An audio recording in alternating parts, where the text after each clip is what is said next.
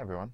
This is our little pre-stream stream. The ghost of Jason and James are here with you today to talk about Invisible Ink. Yeah, we're a little washed out right now. We are very washed out. Look at us. Yeah, oh, my God. That's it. We're washed out. This is not our standard pallor.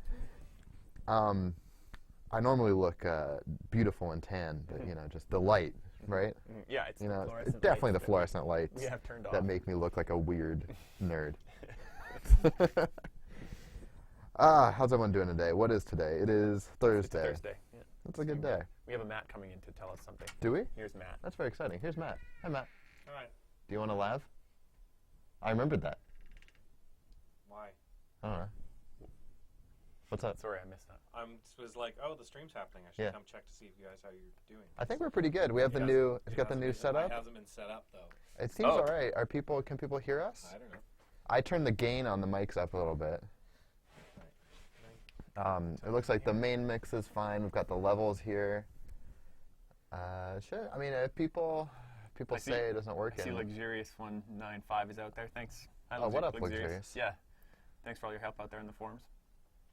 I'm gonna go listen. You gonna listen? Yeah. It looked okay to me. Sure. I don't know anything though. Usually it's super distorty.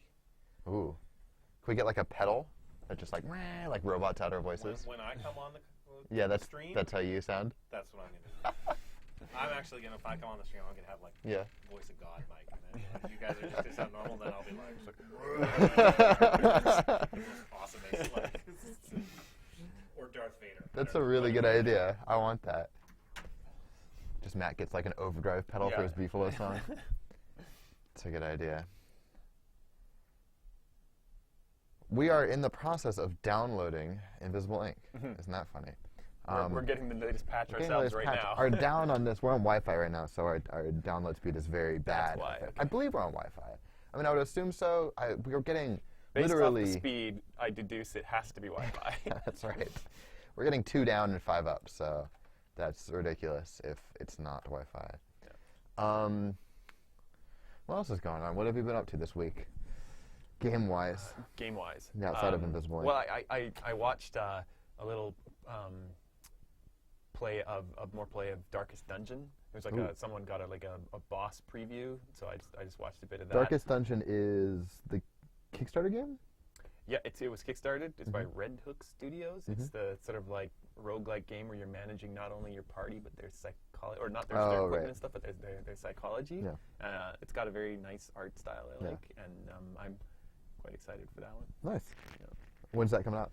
I think they go into like an alpha or beta in February 2nd. Are you set up to receive that and play it? No, I'll wait until it's done. Yeah.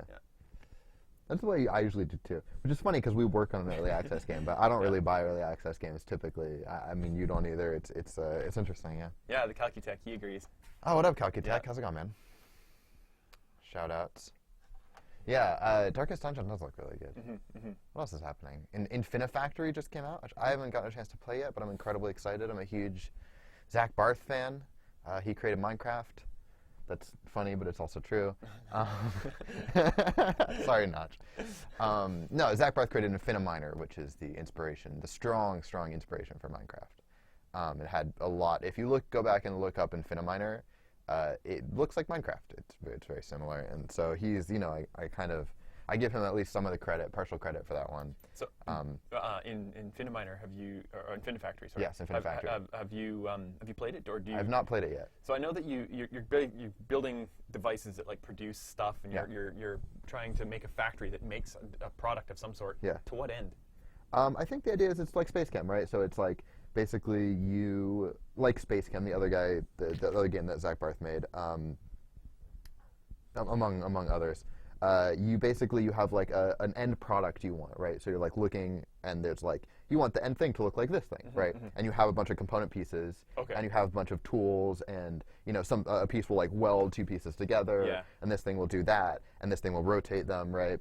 And so at the end of the day, you want your thing to look like the thing on the picture. It's like a Lego. So it's not freeform. You're not just making your own. I'm pretty sure it's a puzzle game. Okay. Yeah. Because there was that other factory game that was out a while ago, where you were basically making a factory to produce defenses for yourself against like this. Oh, like, yeah, that game's really interesting too. Yeah, life forms. Yeah. What is that game called? I don't remember. It's actually funny because when Infinite Factory came out, I thought it was that game. Okay. So I don't know what that game. I can't remember what that game's called. That game looks quite good being too. Quite good. Yeah. Yeah. Anybody Thank you, Calcutech. Calcutech says congrats on push 10. Yeah, we're in the 9th inning for this thing, which I'm excited about. I mean, something we should talk about. Are we starting it? I want to wait to talk about it until we start the stream and people are actually here. But yeah, we're in the 9th inning and it's fun. It's a wild ride. We basically we have a bunch of stuff that we've been working on for a long time that's never been ready to go into a patch. And basically what we did is we just yesterday or 2 days ago we dumped it all into Trunk. And so now we just have like a dev build that's just full of like half finished broken stuff. Yeah. Which we don't usually have, right? Because we're making it on a production release. So because we're releasing it to you guys in the early access, like we try not to put broken stuff into the game. We're just like working on it on our own. Sort of gated. There's like we have codes that gate that stuff. Because we don't want to break. I mean, it's like hard crashing, right? We need to test it, but exactly. So it needs to be in the game. So because now it's just dev, we just dumped all that stuff into the game. So that was exciting, and now we're fixing it, working on it, polishing it. Our game's installed now. That's good. Oh, is it? Let's try this out. Factorio is Factorio. Serious Creeper thinks it is Factorio. That's the game? Thank you, Serious Creeper. That is what we're thinking of. We're thinking of Factorio. Yeah. That game also looks quite good. I haven't had a chance to play it, but it's a similar idea. It's top down, I think, as opposed to Infinite Factory is like 3D, kind of portally looking. Luxurious, this nice shirt, Jason. Ninja shirt.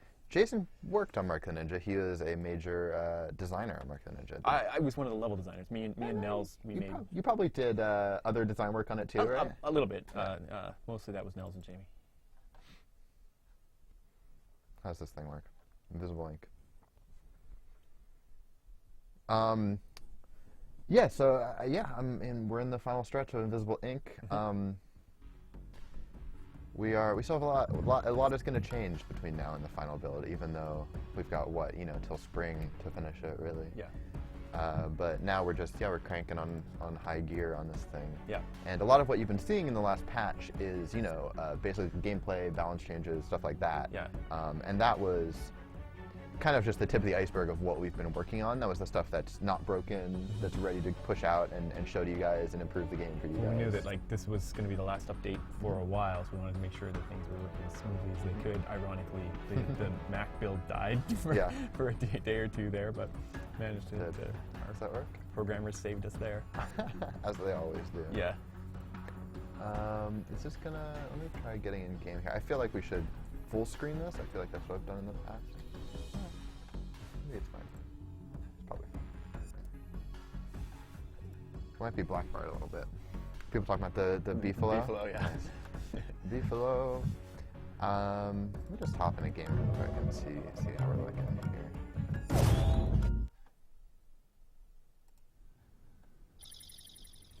Looks alright.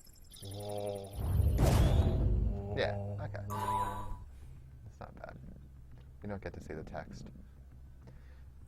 All right. What are we thinking today for gameplay wise?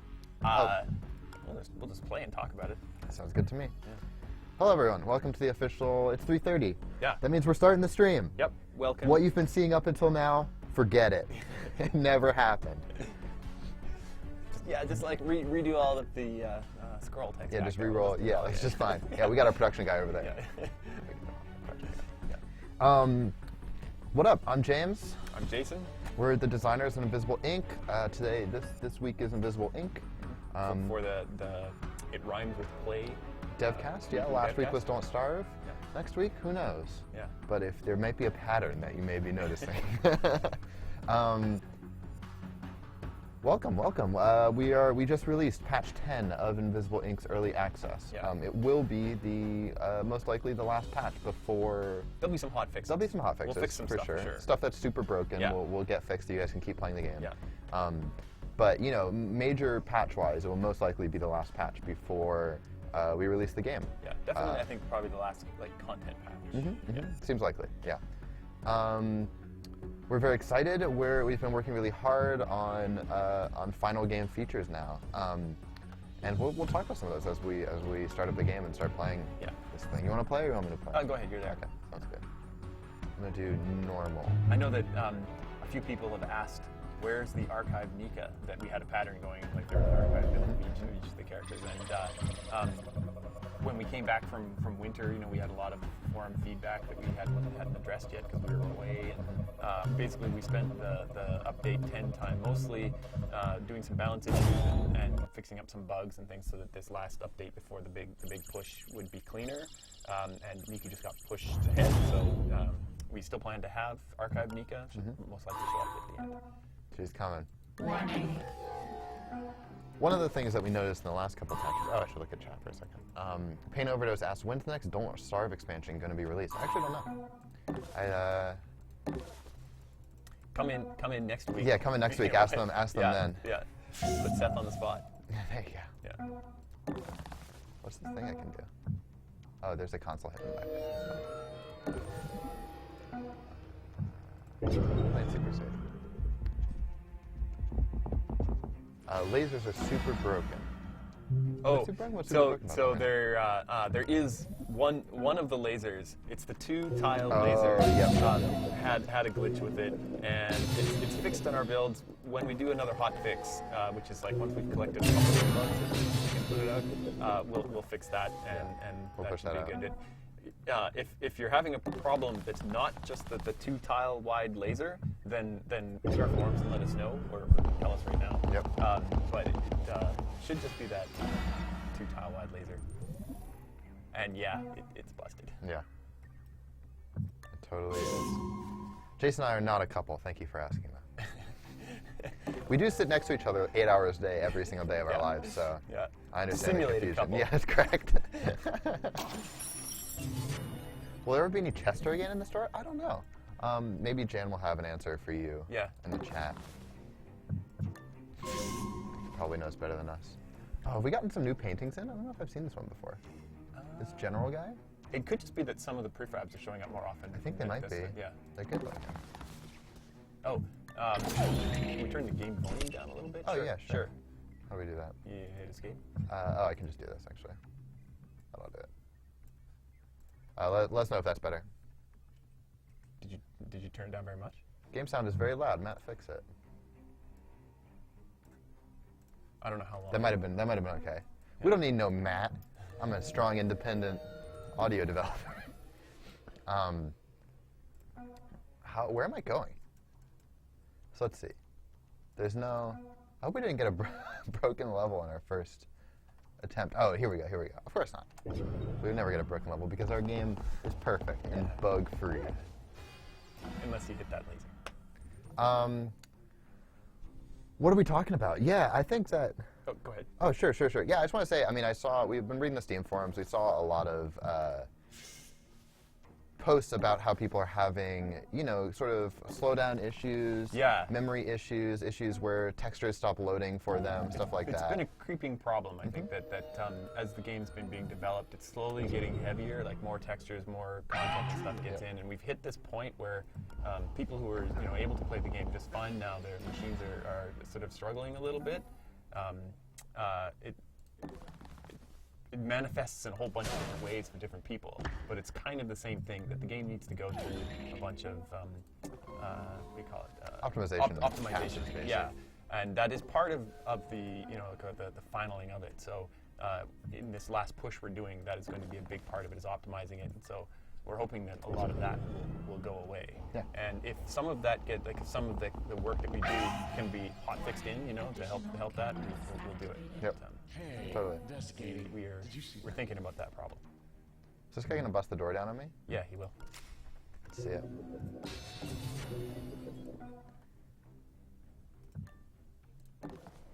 Something else we can mention. The game should probably work. Well, game does work on many Linux machines right now. We just don't know if it works on all of them. So it hasn't, been formally announced that it's now runnable on Linux. But if you have a Linux machine and you want to give it a try, if you own it. Oh yeah, feel free to give it a shot. Let us know if it's working on your machine. XP has been not working for a while. We had to upgrade some software, which meant XP wasn't working anymore. And again, also XP now should work. So we haven't fully tested it, so we just haven't announced it yet. But if you've got an XP machine and you've been waiting for it to work, give it a try. Yeah, give it a try. See if it works. It might not because we're not technically supporting it yet. Not yet. Because we haven't fully been able to run once we know it works cleanly, we'll announce it. But if you've got an XP machine or a Linux machine, give it a try. Totally. Let us know. Keep us in the loop. So yeah, I mean, we're definitely listening to all those posts. We know it's an issue for a lot of people that they're having, texture memory errors and other system performance problems that are keeping them from playing the game. So it seems like we've got we'll keep working on 700 people or so, and I think that a few people here maybe don't know what Invisible Ink is. Oh yeah, totally. So basically, you are working a sort of a spy agency that's been taken down by the corporations, and now it's struggling. You're flying in this stealth jet from location to location, trying to collect as much money and technology and equipment as you can to save this AI program that you've. Yep, kind of your most valuable, the most valuable thing you have, and it's slowly dying. So you're trying to find a home for it and stay afloat as an on-the-run spy agency, basically. So the corporations themselves are represented by these procedurally generated maps. You enter in an elevator. You find the main objective of each one. Like this particular one is a chief financial officer. You can hack into his brain and find access codes, which will help you in other missions. Or if you find it a little hairy, you can just get out. You can just find the elevator to get out and leave, but then you won't have as many supplies and goods to win the game. Yep. So it's based on basically really tough choices, strategic stealth. It's turn-based stealth, isometric, tile-based gameplay. So it's very It's kind of unlike most stealth you've probably encountered. It's not, and it's not quite like most tactics games, or it's not run and gun. Totally. It's not like move each guy into a firing position and take your shot. Yeah, it exists somewhere between XCOM and Mark the Ninja. And some sort of it's like a sort of a combination of tactical sensibilities and stealth sensibilities into what we think is a unique sort of turn-based game that. I doubt you've played many turn-based stealth things before, so definitely give it a shot. So in this game, all shooting is 100% accurate, and all hits will kill if they shoot. So if a guard shoots one of your agents, he's down, and you're going to have to find some sort of a device to bring him back. Yeah. The game is in early access right now. I think it's $20 on Steam. Is that right? $17.99 something. And that gets you early access. I think it gets you an extra key. Is that true? No. No, I don't think so. True at one point? I'm forgetting all the things I know about Steam. It was true a long time ago. It was true a long time ago. Yeah. I'm mixing up with Don't Starve Together. That's right. So yeah, it's on early access right now. I would definitely recommend if you're the kind of player who doesn't dig early access things. A lot of people are not into early access. Don't buy it. I would recommend not getting it if you're not into it. Oops, I forgot about the CFO thing. I'm an idiot. Oh. I'm trying to talk and play at the same time. I screwed that up. I was supposed to say near that guy, and Central was telling me, stay near him, and then I was just like, whatever.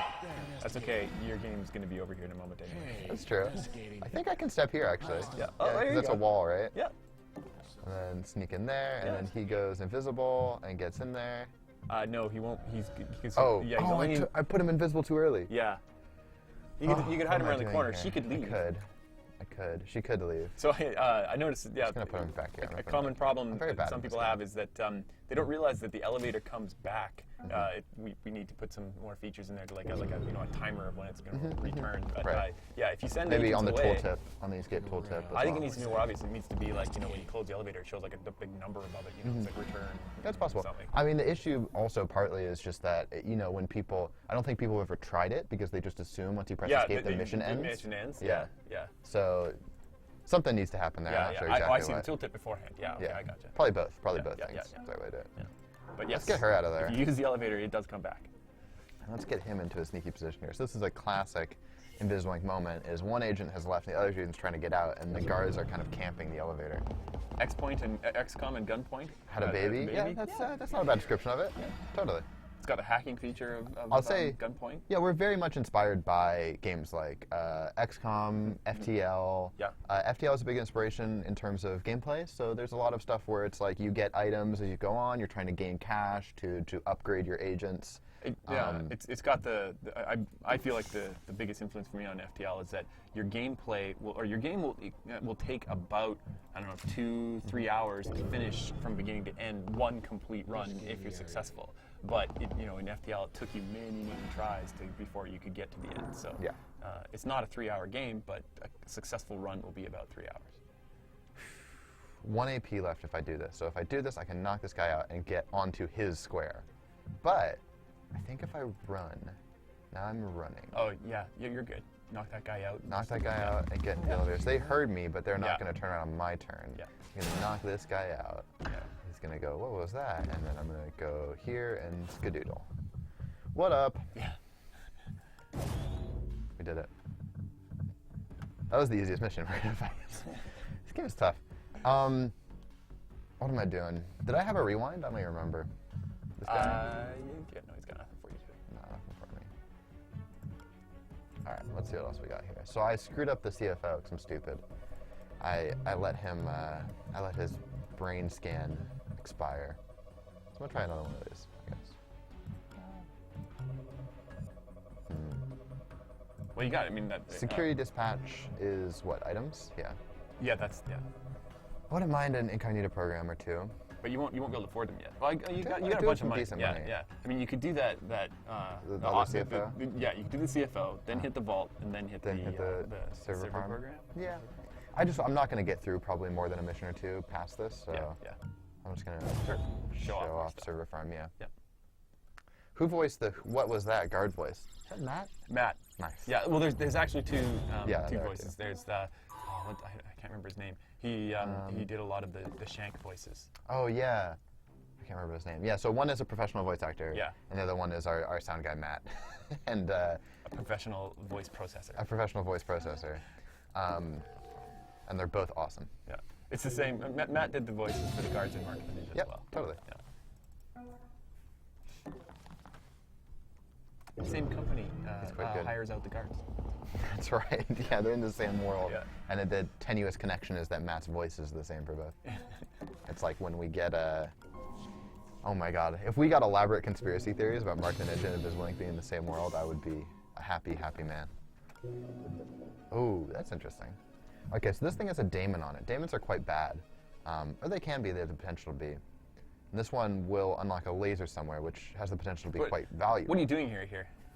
What am I thinking long term? No, I mean, so when you go into this view, you're looking at like sort of electronic surveillance and security systems that the corporation has. You have a series of programs that are shown up in the upper left there, and the numbers on each of these systems shows like a number of firewalls that this thing has, and you use your programs to break those firewalls and then capture that device.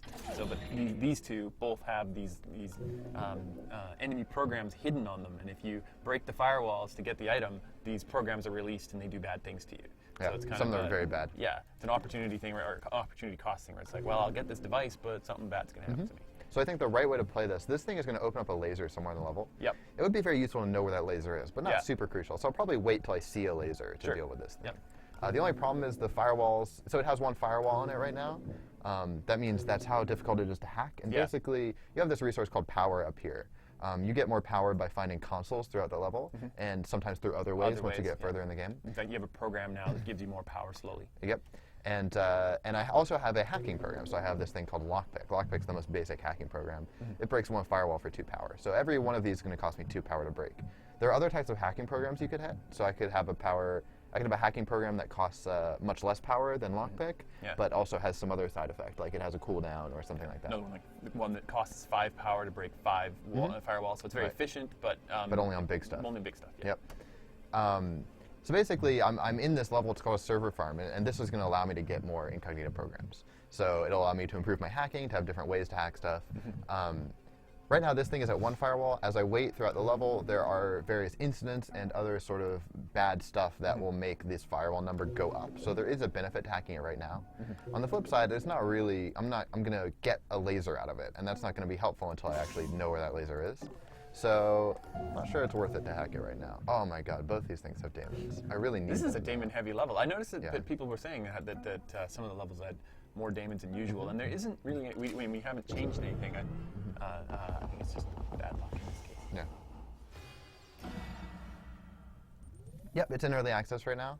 We're about, we're releasing in spring 2015 is our target release date. So we're in the home stretch at this point. Yep. A lot of stuff's going to change from now until then. But this is definitely the core of the game. The heart and soul of the game is there. If you want to help us balance it and test it, please sign up for early access. If you don't, please don't. You're totally. We're more than happy. We're not trying to sell you this game in early access. Yeah. We want you to check it out when you feel comfortable checking it out, and we'd love to see you at release if you're not an early access kind of guy.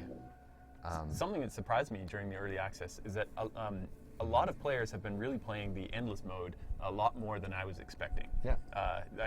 We've seen someone who had a game at day 30, where the campaign is only 5 days long. I'm sorry, 4 days long. Yeah. So he was running his endless game for 6-7 times longer than the regular game. That surprised me. And it's also that we've been really developing the campaign game, and so although there is the endless mode in there, we haven't really supported it as much as for the amount of people playing it, we haven't supported it that much yet. Sure. But now we're in the stage where we're going to be adding a bunch of features to it and really planning that and making it better. So we totally noticed because a lot of people, like Jason said, are playing endless mode. Yeah. More than we expected, most likely. So we will definitely be supporting that a little bit more, adding a couple features to it. Yeah. I don't think we're going to expand it out hugely. We're probably not going to do any sort of. I know people really want. Some people are requesting, more base building, XCOM style, that stuff. I don't think that's not within the scope of what we have time left to do and what we feel like is the lowest hanging fruit for getting the most oomph out of our work. But we do plan on adding, a bunch of features to make endless mode a little bit more interesting. Yeah. Harder to go infinite in. Yeah, basically. yeah. Sort of increasingly getting more difficult ways of putting that in. Totally, and more interesting and more fun. Right now endless mode is fun, and then you get to the point where it's easy, and then it's just you scale infinitely, and the enemies don't scale at all. Yeah. So we're going to make that a little bit more interesting. We're going to make it, a little bit harder in certain ways. Probably not in the beginning. It'll be similarly hard in the beginning, but as you go on, it'll get harder than it currently does. And yeah, we're excited to see what people who like endless mode end up using those features to do. The other big feature that's not in now that will show up in when the game launches is the sandbox mode, or the generate world generation options. Yeah. You'll be able to tweak some of the features that make up the game right now. One of the key ones is, I don't think we actually talked about it that much, that there's an alarm system in the game. Each corporation each map you go into, the alarm starts at 0, and each turn it slowly increases the security level. Each time that dial gets around, another level of security is enacted. The first one turns on some more cameras, the next one adds more firewalls. Lots of people don't really like the pressure that this adds, and so one of the things you can do in the sandbox features is turn it off if you like. So yeah, so we feel that the game, we prefer the way the game plays with the alarm mode, but we totally understand that we don't want to it's a single player game. We don't want to force you to play it how you don't want to play it. So there's some of those features we're exposing to you basically. So if you are I understand that there won't be any time pressure on me, but it's really, I want to play this game slowly, very methodically. Then you can totally go in and make sure that the thing doesn't increment without your screwing up in a certain way. Let's see, 0 AP on this guy. So this guy, I found a heavy armor guy. That means that I cannot really take him out at all. You're just going to have to avoid him. He's going to go up here, he's going to patrol up to here, and he's going to stay looking this way almost definitely when he ends his turn. So on his next turn, he'll be scanning this area. He's checking out those swords. Yeah. Right now. He's staring at the paint on the wall. Yeah. Makes sense that the heavy armor guy would be yeah, those are some cool swords. That's my objective, sort of. It's going to be where I buy the incognito programs I came on the level to obtain. There's a camera drone up here. That little dude doesn't shoot me, but if he finds me, he'll basically yell out to everyone else, hey, there's someone over here. This area is watched. I can see that because basically the lore reason is you can see what incognito is basically looking at the level and figuring out with her hyper sentient singularity AI like what people are looking at. The gameplay reason is that we don't want you to basically wander into an area that's getting looked at and be like, oh crap, that was pretty random, right? I mean, we feel like it allows you to do an extra layer and level of planning if you are able to see what people see, even if you can't see those people who are seeing them. You don't know quite what the threat is yet. Yeah, totally. So this one's interesting in particular. I know there's someone watching this, someone or something. It could be a camera, could be another guard. That's a worst case scenario. So I think I'm going to try to wait till this guy gets up here and then go sneak through this door.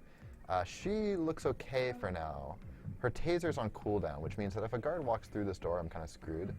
I'm just going to grab the power from this console. So yeah, we'll see what happens. It'll be interesting.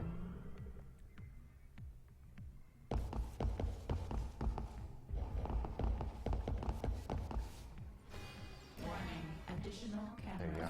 What else can you do in sandbox mode? What else do we have planned for those features? You will be able to adjust the length of the campaign. So you could say, I've only got 3 days to build up my team, or you could make it longer. That's also an option. You can turn whatever sandbox options you turn into an endless game by setting the number of hours you have as endless. So you can make the game shorter or longer or endless. You can change the amount of money that is found in the levels. Like, so if you want to play a game where it's a bit more tight on cash, you can lower the amount of money that will show up on levels. Yeah. So a lot of the tweaks are difficulty based. If you want a harder, easier experience, some of them are, more flavor based. Maybe you can use them to make really interesting. Like you can do a really small level or a really big level, you can change the those map kind of sizes things. A little bit. Yeah. You can change the right now. You can change how many of those consoles show up. So if you want all of the consoles to have like a very small amount of power and you have to collect lots of them, you can do that. Or you can have it where there's like very few numbers of each of them. It's a very big payoff in power. Yep.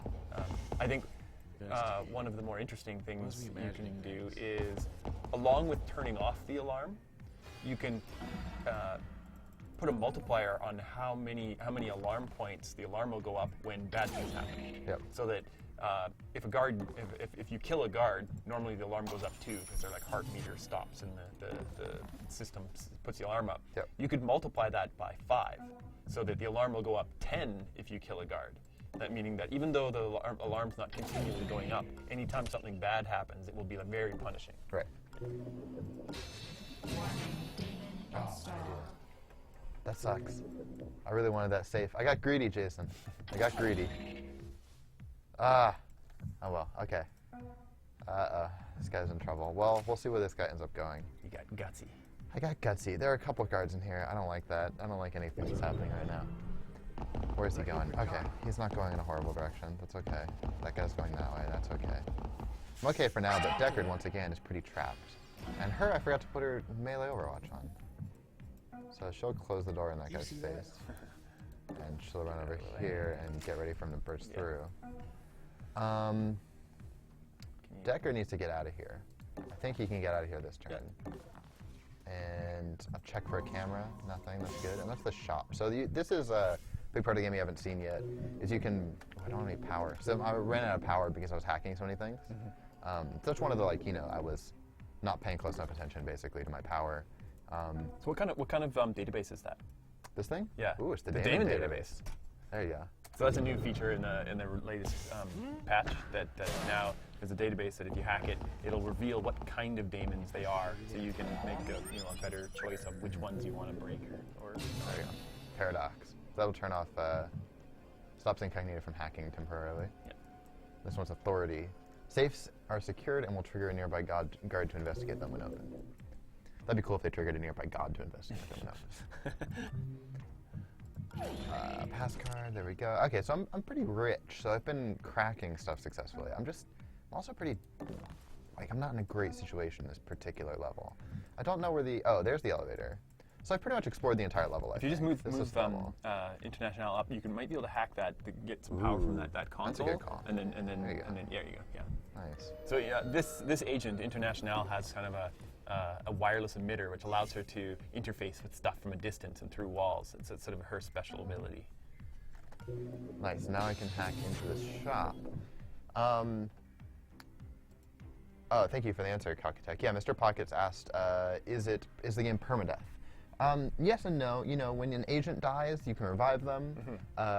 When they don't really die, they go into a critical state. That's right. And then sometimes you have to abandon them, and, and they're gone. If you abandon the agent, you can get more agents. Yeah. The one thing that is true is if you lose a game, you do lose. It's like permadeath. You're basically, your agency is dead and you have to restart. You can't save and then try something and then reload that point and try again. Yeah. Kind of, actually you can, but we have a feature called the rewind feature, which gives you each level, you have one chance to rewind and play something again if you feel you've made a mistake. And if you're not into the permadeath kind of thing, you can go into the sandbox mode and bump up the number of rewinds you have. Yeah. But we really feel like the game it's more tense and it's more atmospheric and better with just the one rewind. And we feel like the one rewind strikes a good balance between, you know, hardcore permadeath without feeling like, oh, I lost all my content, that's it. Yeah, right? or I misclicked and I moved somewhere I didn't want to. And so you have one mistake you can rectify per level. Let's end it together. West Coast, what up? What up, West Coast? Hashtag West Coast. That turret's about to shoot a bro. Can't even see what he shot. He shot someone here, but we can't see it because we don't have vision on it. Oh no, he shot that guy. That's true. Oh, so that turret, we hacked that turret way earlier, and now it's fighting guys for us. Yeah. Which is good and bad. It's good because it means it's taking guards off level permanently. It's bad because it means the corporation's going crazy right now. They're like, what? All our guys are dying. So they're raising the alarm, which is going to get bad for us long term. So what I really want to do is I want to get International up here, and I want to grab some incognito programs. I think I can do that. I think I'm going to run because I'm 99% sure there's no guards up here. Just a little camera drone. Drones don't have hearing, so you were able to get past it. Yeah, I knew that. Yeah. I feel like I should. So I have two options with Deckard here. I can put him in a position where he can help International get down to the elevator later on. Did you check the shop? I didn't. I have not checked the shop yet. I need to do that at some point. But I can leave him up here. I can shop with him and leave him in this area, and he'll be able to like deal with guards along her path. The problem is that if I put him up here, that means that if someone comes down through here, it's going to be a rough situation for me. But I think it's worth it. I think I should try to help International. I should say it's not really a shop. It's a 3D printer. That's right. Yeah. And you're having it print these things for you. Hollow circuit overloaders, not my favorite augment, to be honest. I don't use it that much. However, it's pretty good on Deckard, because he does have a built-in cloak. He's already got so one. This is the nanofab. It's basically it's a 3D printer. Each one is spawns with different plans in it that you can print from for money. So this is a small sample of the amount of items in the game. They're probably what, like 30, 40 at this point? Something like that, yeah. So this is 5 or 6 of them. And they all do interesting things, and basically you create a build by buying different items and using different items, and you spend money on these things to sort of end up with, does my character cloak a lot, or are they very like run and gun, or so on and so forth. And that basically allows me to have some replayability. And there's items that will compensate or do the same thing as some of the programs. So some of the if your build is not very power heavy, you can get a bunch of items that will sort of alleviate that problem. They'll like manually hack things for you, so you could go that way too. Yep. So I could get this regenerating dart gun. That's not a bad choice. I could get this hollow circuit overloader. Let's do this. Let's do that, and then I can install that, and then I can buy something else. Mr. Pockets asks if there's infinite guards. There are not infinite guards in the level, but if you get the alarm to the maximum level, there's like a SWAT team that arrives, and the more SWAT team guards that you kill, the more are going to come. So you can't actually kill all the guards in the level. They will replace themselves. Yep. So I bought that nice dart gun for him, and I put him on Overwatch. This turret's going to take out this guy, which is good. It'll reduce the number of guards in the level. However, we are going to hit alarm level 3, which is going to bring in an extra guard. So that guy comes in there, which is actually, I'd probably rather have this guy around here, so that's probably bad for us, right? Because, well, I don't know. It's a mixed bag. We're going to hack this thing and get some programs. Online law school graduate asks, what's the reason for the shops in the levels? They're like 3D printers that are. It's in the future. The like vending machines have become these like just 3D printers, and so the corporations have kind of like maybe like you might have a Coke machine or something like that. They have these 3D printers so that office people can print off things. But there's also like a dark side to it. That there's like a black market. Secret hackable set of things that you can right. So you can kind of reverse engineer these 3D printers instead of printing like innocuous corporate stuff. Yeah, you can get them to print your like janky guns and so on. That's right. Because basically the world is so locked down, you can't just go out and buy a gun anywhere. Yeah. You've got to go out and like do this like reverse engineering process of the 3D printers. What do you think? What do you think here? So got a lot of cool programs. These are good ones. You're gonna get. We've got Abacus. You can get one, maybe two cheap ones. Wrench 5 is rare. Yeah. We got Shopcat. It's our boy Shopcat. He's the guy who sells us programs. She's a cat. Yes. What's Kevin's backstory for Shopcat? She's a cat. She's a cat that got like genetically modified and enhanced and stuff, and so she escaped from her captors, and now she's a cat, so she's kind of reclusive and runs like a wear site. Shopcat's my favorite character. Jeez Louise, Shopcat, you got some good stuff today. So Wrench is pretty rare. Parasite can complement, Lockpick. In that Lockpick is like, I need it broken right this turn. But Parasite is, I'll save a lot of power if I can wait to have it hacked. Taurus is good if you know where the daemons are. It's like a cheap way to avoid a daemon. Yep, to punch through a daemon. Hunter is the expensive way to avoid a daemon. Yeah, but it deletes it power-wise. Yeah. It's like they're the same price, but yeah. Abacus has my favorite icon. Look at that thing. That's awesome. Abacus increases your maximum power. It's better in an endless run than it is in a single. We should note one of the biggest differences between the new update is that power does not carry over from mission to mission now. Yeah. So when you finished a mission before, whatever power you had would be with the power you started in your next mission. Yeah. But what that tended to make people do is just like hang around and let their like automatic power generation programs and things just like fill up their power. It was like a tedious thing that was just the best way to play, most efficient way to play. We've decided to set it that now you just start each level with 10 power. Yep. So we're testing out that change. Yeah. We feel like we're hoping that it makes people want to not just sit in the elevator for the end, and because I feel like you feel like it's kind of boring, but it's optimal, so you do it. Yeah.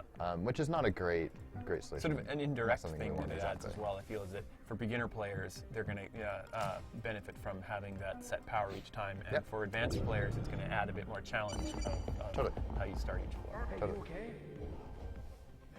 I was looking. Serious Creeper asks, is it going to support mods, player-made scenarios, challenges, etc.?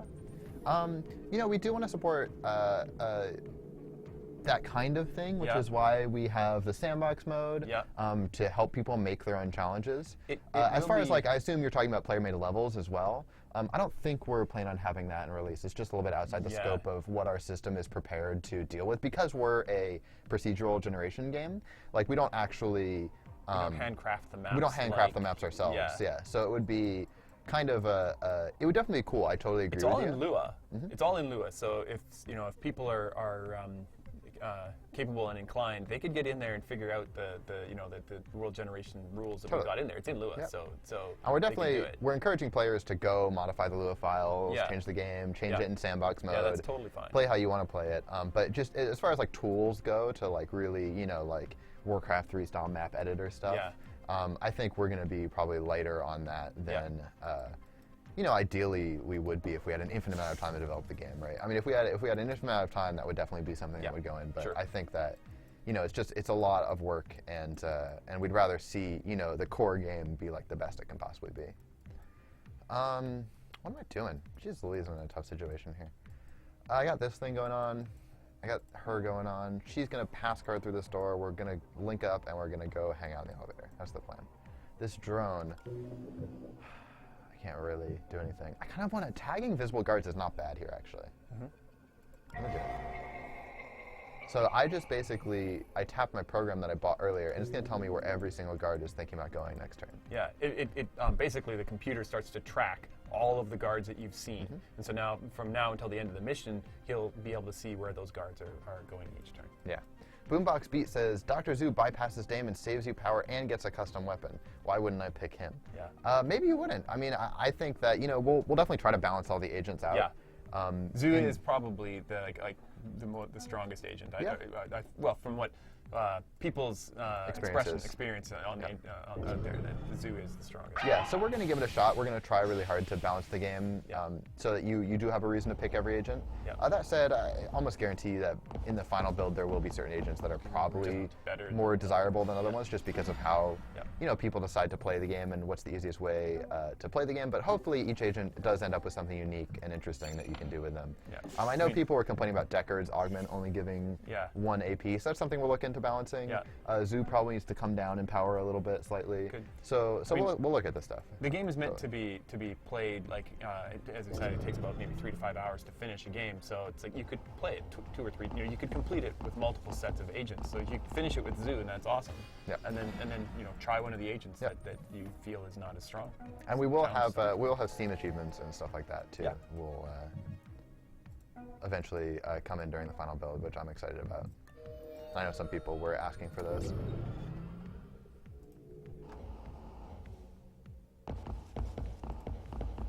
We're almost at this level. I'm excited. I think we're going to do... Papa Xbox asks when's the expected release date, and spring. Spring 2015. Yeah. Yeah. Which is this year. Yeah. I always forget that. Yeah. 'Cause I said spring 2015 for so long. I've been saying it for like 6 months. And now it's this year, so that's crazy. Also, Mr. Pockets asks, a spy game, does this take place in America? It's worldwide. Trotting. Yeah, you're going all around the world. I think I found a bug, Jason. I have -3 credits. No, you didn't find a bug. No, that's fine. I'll have to pay the cleanup team 3 credits before I can start making my own money. There you go. You have less than no money. That's right. Cool. So that was the kind of introduction of Invisible Ink for people who haven't seen it yet, and hopefully for veterans, we got some info out there. I don't think probably have time to play another level, so maybe just 10 minutes of Q&A. Yeah, let's do some Q&A. Yeah, let's do some Q&A. And we have some things to give away. We'll be staring at the chat now. Let's do that. Just kind of easy thing. There you go. What up? So we got eventually some keys to give away, but I think we'll do like 10 minutes of Q&A first before we do that. So if you have any questions about the game, about Klei's development process, about why we look so weird in this light, ask away. Deckard has no head, that's true. Is that true? It's canon. Deckard has no head? Yeah, I don't know what that means. Shalem is greater than Deckard. I pick normal Shalem and rush anatomy analysis. Yeah, I like that. It's like a strat. Yeah. The thing I like about Shalem first is that you have the ability to deal with any situation you want. I know Jamie, the CEO of Klei and designer on all of our projects, I know Jamie likes Shalem the best because Shalem lets him deal with any situation that comes up. Yeah. And the way he loses the game is through extraneous circumstances, not through like getting that extra edge out of everything like Zoo and Banks do. Yeah. As Mr. Pockets asks, is there a spy base? We're definitely light on the base side of things. I mean, XCOM has this whole base you can build out, and it's got these upgrades and things. Our game is definitely focused more on the individual levels. We don't have a base. You're not buying buildings.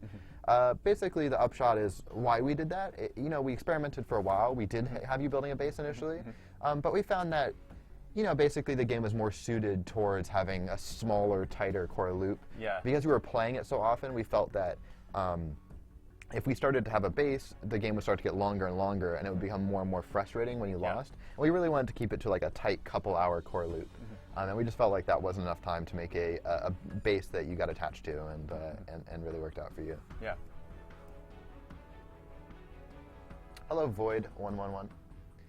Luxurious, what up, Luxurious, asks, any plans on adding more DLC or content for Invisible Ink after the final update? Honestly, I have no idea. I don't think we've talked about it yet. We're really just focusing on making the final product and killing it, doing the best job we possibly can. DLC is a totally something we haven't talked about yet. So, yeah, I don't know. Professor Porker asks what made us come up with the idea for this game. Jamie, the CEO, he wanted to make something kind of like old Syndicate. That was like sort of the original kernel of idea. So we started, working with, like, we all love turn-based stuff, and, like, I was a huge fan of the original XCOM, and we just sort of worked from there. Yeah. It's been compared with a lot of those new Shadowrun games. It's got a similar style. I mean, Cyberpunk, right? So of course, I mean, I played Shadowrun when RPGs and the Nintendo games, so I'm sure there's some influence in there. Yeah. It's very Cyberpunk.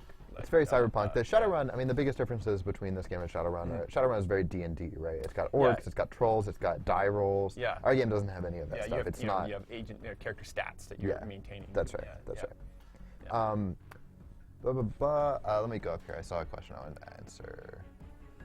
Mr. Pockets asked how many characters so far. We've got 6, and 5 of them have secondary sort of alternate costumes and items and effects. There's a bug out there right now that you can actually use one of the alternate agents, and they can find their like standard version in detention centers, so you can rescue like, hey, it's me. Whoa, you look weird.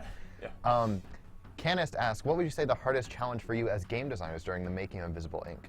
Making turn-based stealth work on any level. Yeah. I think we had it took a long time to, like, we were like looking at this thing. Turn-based stealth was something we didn't have any blueprints to go off of, right? We'd never seen it working before, so. It was really hard to pull away from combat mechanics. Yep, exactly. From like filling out like percentages to hit and amounts of damage and things like that. It took a long time for us to like axe that and just go straight to like the 100% hits, 100% kills. We had a lot of early builds that felt very, very XCOM. Lots of critical hits, lots of ducking behind cover, that kind of thing. Yeah. Void11, Void111 asks, I have a question regarding DS. Do you guys have another ROG-like expansion after DST is done?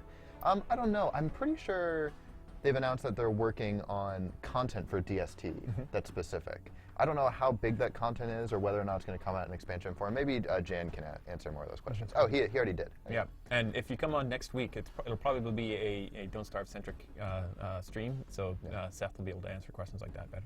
Thank you, Dabhammer. Thank you, GL Coder. Zilver asks, any spoilers, teasers on future agents coming into the fray? I don't know, do we? We posted one a couple of streams ago.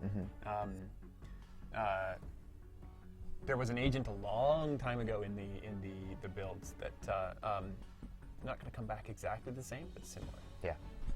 People have been talking about it. Yeah. When is Invisible Ink coming out? It's coming out in spring 2015. I know someone was asking about psionics. That early builds of the game sort of hinted and alluded that there was going to be some psionics. In fact, there was like some psionic characters in it. But in the end, we didn't think that it didn't really fit the theme exactly. We weren't really we didn't run out magic. It wasn't like that. And there were other things we could do to fill in that space. We have some more things coming that will. They're not psionics, but similar. Yeah. Oh, Daredevil, I wanted to answer this question. He said, sorry I came in a little bit late. No problem. Is Invisible Ink co-op, or is the possibility that it will be? It's not co-op. And we're so close to the end, there's really not the possibility that it's going to be. Yeah, I mean, we would love to put in co-op, but again, it's just a question of scope for us. We're a small team, and anything we add requires sacrifices in other areas. And I think we sort of just scoped out the game. We said, like, this is the kind of game we can build and make really solid and good. And it didn't include co-op. To make like a good co-op, it does take a lot of time. It takes a lot of time to balance that and figure it out. Yeah. Easter eggs, yeah. We'll have some Easter eggs. I can't tell you about them. Dionys Adamaj says, try to say my name. No. Invisible Ink together. PHP Miner says, will there be more tactical stealth such as disguises and or moving bodies to give it a bit of a Hitman feel? So you can move bodies. That totally is in. And you can distract guards with bodies if you want to. Disguises, maybe. Definitely a solid maybe on that one. Yeah. Is there a story mode? Asked GL Coder. Yeah, there will be a story mode, and one of the major things that's changing from the current patch and early access to the final game is a lot more emphasis on story, on sort of the epic feeling, the characters, the what role you play in this world. So that's probably the biggest thing that's going to change from now until then is that stuff. So there will be a lot more story stuff by the end. Will the guy on the right have a beard someday? Yes. Life is like Don't Starve. Jason had a beard and he cut it off to make whatever you make with a beard in Don't Starve. Sorry, I wish I could finish that joke, but I haven't played enough Don't Starve yet. What does a beard do in Don't Starve? It makes you warmer? Does it increase your sanity? I think it just grows, and then he shaves it off, and then he uses it for ingredient. It becomes ingredient. You do something with it. Yeah. I feel like it probably makes you warmer during the winter too. Is it part of the effigy? Oh, maybe. Yeah, maybe. How many people are coding this game? So we've got me and Jason are designers, but we're also coders. We're technical designers, which means we do code, but none of the serious stuff. Technically, we're coders. Exactly. So basically, like we have two guys, Alex and Chris, and Tatham, three guys who are fantastic programmers, and they do all the low-level stuff. They do all the C++ and C, and they do all optimization and ISO sorting and a bunch of other stuff. A bunch of other stuff we don't understand. We do kind of the high-level scripting.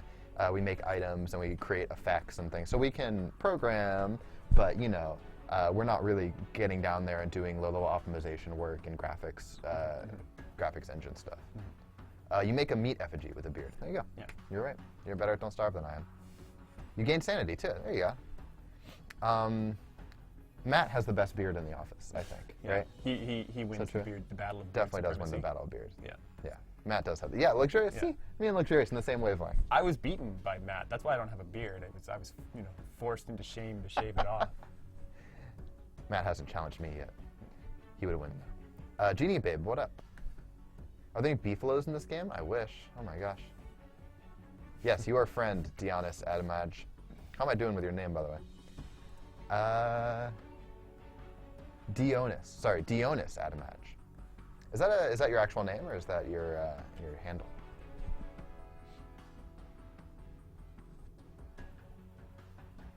How are we doing on time? I think we're almost ready to destroy the entire chat with a key giveaway. How do you feel about that? Sure. Yeah? Yep. Exciting. Maybe one more question. Everyone here does need a beard, but that's not a question. Are we worried about Ebola? Are you worried about Ebola? No. Not so much. Excellent question. Will there be more content developed after the upcoming release, or the dev team be moving on to other things? Yeah, we haven't talked about DLC. It'll really, to be honest with you, it'll really depend on how the game goes. I mean, if we have a lot of community demand for a DLC, if tons of people buy the game and play it, then it's totally possible. If it doesn't do incredibly well and we just have a couple people who would be into it, then it's less likely that we'll put people on it. So yeah, totally tell your friends about the game when it comes out. Try to hype it up, and then that gives us a better chance of being able to make stuff for you guys.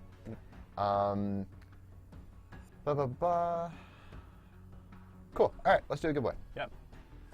So PHP Miner asks, how do we enter the giveaway? We're gonna post a like a little, what do you call it, like a key phrase, and if you type that in, you'll get entered into the draw to win Don't Starve Together key code. Yeah, two Don't Starve Together keys that'll let you activate it on Steam, play with you, play with a friend, 2 for you, 2 for your friend, whatever you want to do with them. What am I doing here? Oh, you need to get the keys? All right, Jason's going to get some keys for you guys. Should be safe, I don't think. Yeah, goodbye normal chat for real. We'll give you guys the key phrase in a second once we make sure we're all set to go on our end.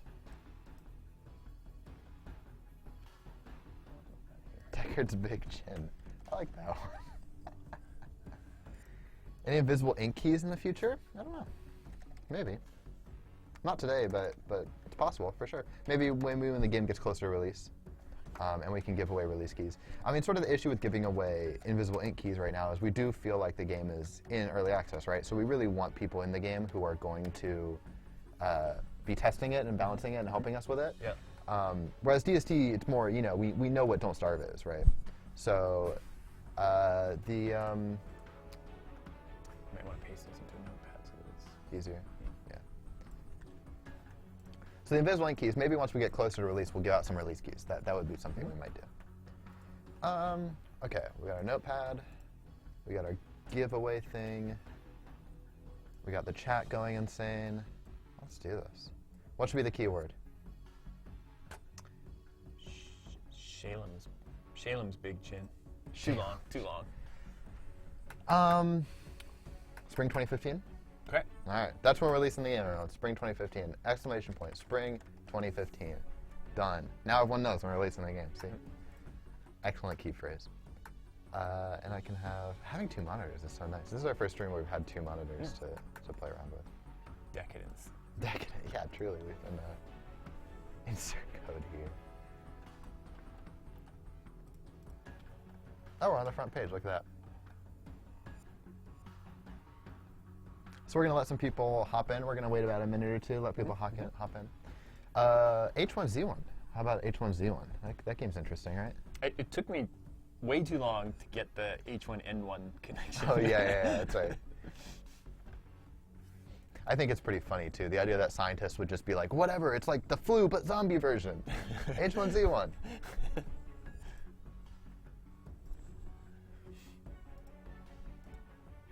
I haven't played it. Have you played it? I have not played it, but it looks pretty good. It looks like DayZ. It looks like they're successfully doing the DayZ, but with a bigger company thing, which is what they seem to be going for, right? I mean, they're doing DayZ, but they seem to be updating more regularly and trying to do more bug fixes and stuff, whereas DayZ seems a bit more experimental. So it's interesting, yeah. Curious to see what people are up to.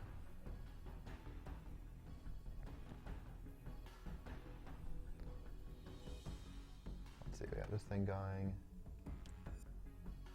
What are you playing right now? I'm about to start playing Infinifactory. Yeah. Embarrassingly enough, I'm playing a lot of World of Warcraft recently. Oh, okay. I've never actually played World of Warcraft before, so for me it was like, I knew it was like World of Warcraft and you roll your eyes, but it's, I wanted to see what it was going to be like, and I'm playing with my friends.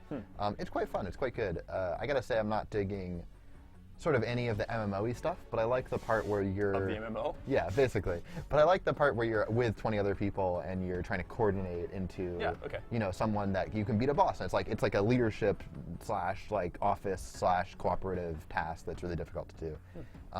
That part is really cool, and it's unlike any other game. There's no other game that requires you to coordinate, 20 to 40 people, except, EVE Online and other MMOs. But, I really like that part. Everything else I could kind of do without, I guess.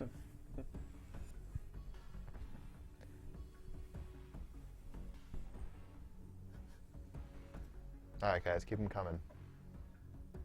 We're gonna wait till we got at least 100 people in this thing, and then we'll go off. We got 1,800 people in there. Yeah, I think a lot of people are watching from the front page, so that gives us a viewer, but it doesn't. They're not actually in our chat. Oh, okay. Yeah. What up, front page people? You can't respond to this, so just know I'm thinking about you.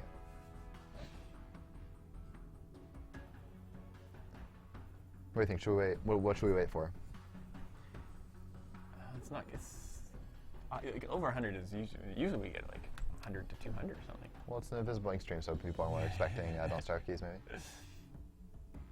That's good. Good for the people who are here. You have a much better chance of getting a key. That's awesome. I like that. I just want to make sure we're not actually missing people. I don't think we are. It seems to be working just fine. Yeah. No subscriber luck. Everyone can do it. Blah, blah, blah. All right. Sarson asks, what did he just type that for? To enter the draw to win? DST keys. Don't Starve Together is our other game that is currently announced and in development. It's a multiplayer version of Don't Starve, and this will give you two Steam keys for the game that'll let you play it in early access. Yep. All right, 90. That's good enough for me. Let's start this. Let's do it. Let's start this. It'll go up a little bit more while we're doing it as well. Gaming with Gorley. I like that name. Please type something in the chat when you get chosen so we can make sure you're not a bot and give you some keys. So just say hi or thanks or whatever. Or no thanks. Don't say that. Just say hi.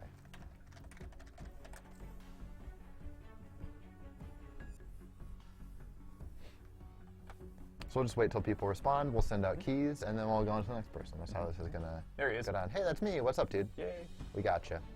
Just go with that. Yeah. Oh, you got it. Actually, that's probably easier. DST keys.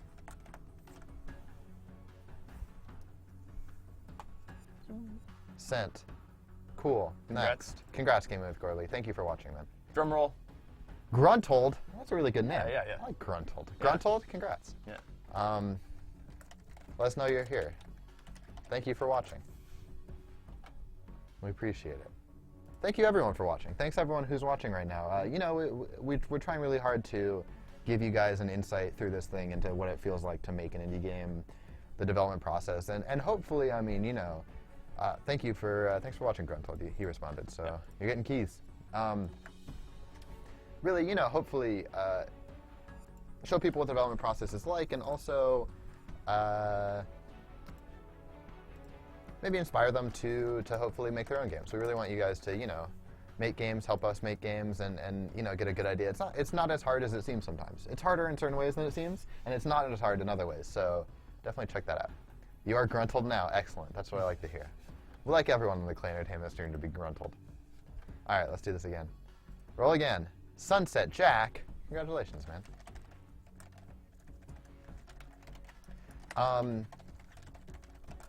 You guys should actually check out the Gunpoint developer, Tom Francis, started doing these fantastic videos on Game Maker, basically for people who have never made games before. And I highly recommend checking them out. You can check it out, Tom Francis. I should post a link to it somewhere, but I was just thinking about those, talking about making games, because I was really enjoying them. What up, Sunset Jack?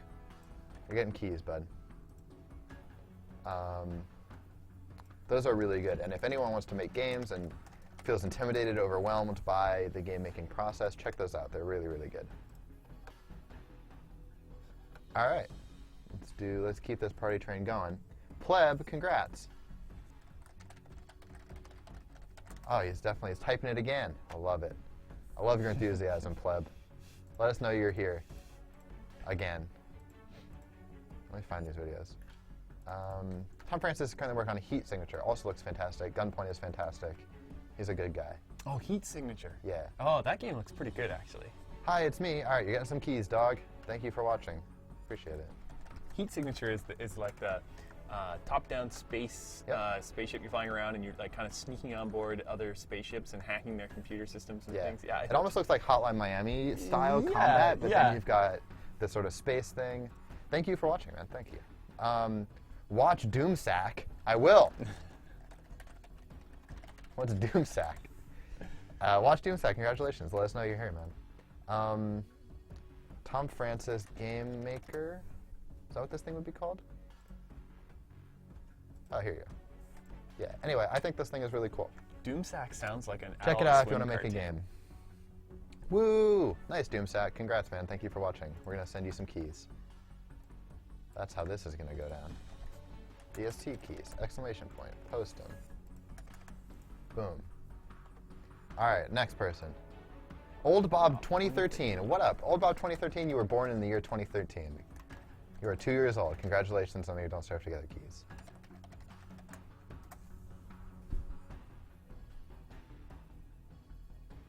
Let us know you're here. Thank you, Doomsack. I always like it when people have I mean, people post a lot of the time they have their username include their birth date. So I really do like it when people have I just imagine that, you know, they were just born whenever the number at the end of their name is. Yeah, the Gaming Owl 123 was born in, you know, I don't know. Maxim 0000. That guy is very, very old, yeah. Methuselah. Old Bob, hit us up. Let us know you're around, buddy.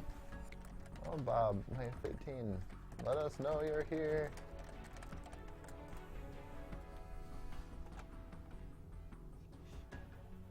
Yeah, the Tom Francis video is really freaking good, actually. Game Maker is a cool program. Game Maker used to be quite hard to use, but now it's gotten a lot better and it's gotten a lot more powerful too, which is cool. Old Bob 2013, your time is running out. If you message us and we still have keys left, I'm gonna probably skip this in about another minute. I'm gonna let this guy go through the process. If you still have keys, if we still have keys left, and you say something, we'll give you some keys. Otherwise, we've run out of keys, then sorry, dude. Apologies. We'll wait till 2 minutes. Game Maker 10 out of 10, agreed. Delay of game, 2 key penalty. That's right. I like that. There was sort of a stealthy guy walking What up, around Clown in Baby? the office, hacking computers and things, and it was all written in C Basic. Oh yeah, that thing is really cool. I totally remember that. Yeah. Microray 414, congratulations. Let us know you're here. Say something. Say something. And if you guys see old Bob say something, let us know. And if we still have keys left, we'll hook him up. Hi, it's me. Thanks, dude. Thanks for watching. You're gonna get some keys for Don't Starve Together.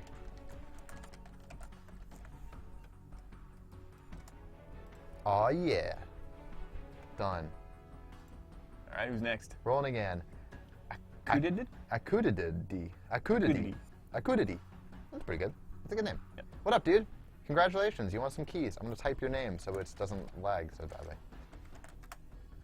Congrats. Let us know you're here. Say something to us. Talk to us. Speak to us.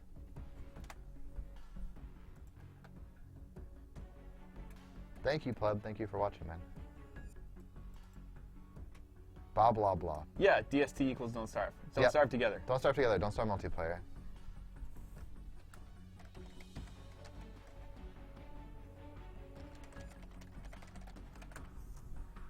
Oh, you can see me typing in there. That's funny. What's that? I didn't realize I was streaming this text box. That makes sense.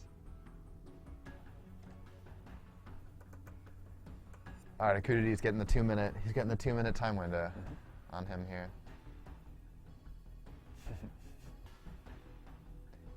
This is Metal Gear? Yeah. Yeah. Sort of. There's some Metal Gear in this game. Not a lot. Hi, dude. What up? Welcome. You're getting some keys. Let's do this. Thank you for watching. TST keys! Exclamation point. I think we've got two more winners left. We're gonna roll. Here we go. Roll again. Darn. What up, Go-Rope? Nice cat. What up, Carrots? Dargna, congratulations. Apologies on your name. Congratulations about the key. Let us know you're around. We'll let you know what keys look like. There he is. What up, Annie Mouse? You're here for a key? You're too late. Almost. There's one left.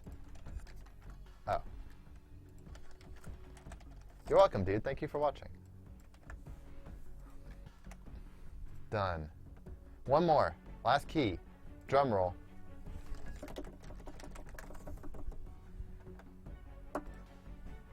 Haggy Tea Baggy. Nice. I like it. Haggy Tea Baggy. Congrats. Let us know you're around. You got the final keys. I think Bruce would approve of Everyone else, thank you so much for watching. Sorry if you didn't get a key. Tune in next time. Maybe we'll have some more keys. Next time, it'll probably be Don't Starve. Like a Don't Starve play. Yeah, totally. Next time will probably be Don't Starve. Although it could be us again, depending on how things shake out. Sometimes the DST team is really busy, like fixing the actual game for you guys. So in that case, like we fill in, or vice versa.